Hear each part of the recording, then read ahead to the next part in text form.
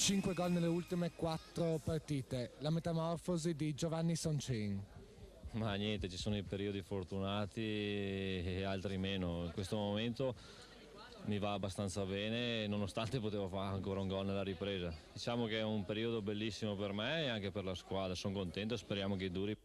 È stato l'uomo più criticato di Treviso Monza, oggi è l'uomo simbolo di un Treviso a dir poco magico. Giovanni Soncin, qui alla battuta al volo, ha consacrato contro il Prato il suo momento. Ma in una domenica in cui sul terrazzo di casa c'è chi si è ritrovato parenti che non vedeva da tempo, non sono mancati altri temi.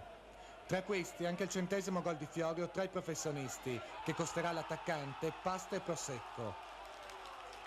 Possiamo parlare anche del calcio di rigore sciupato da Pasa, ma conviene piuttosto soffermarci sull'azione confezionata da Pasa, Pradella e De Poli, che ha portato il fantasista di Dosson ad 1 millimetro da un gol capolavoro.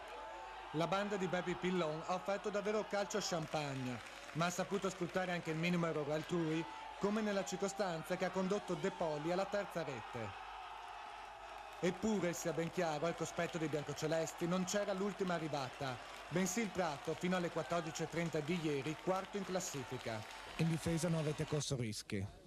Ci hanno messo un po' in difficoltà il primo tempo, andando via in contropiede, poi siamo riusciti a prendere un po' le contromisure e è andata tutto bene.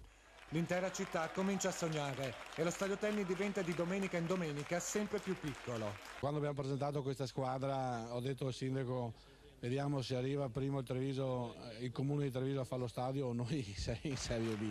Adesso ancora non sappiamo niente, ma noi siamo avanti loro.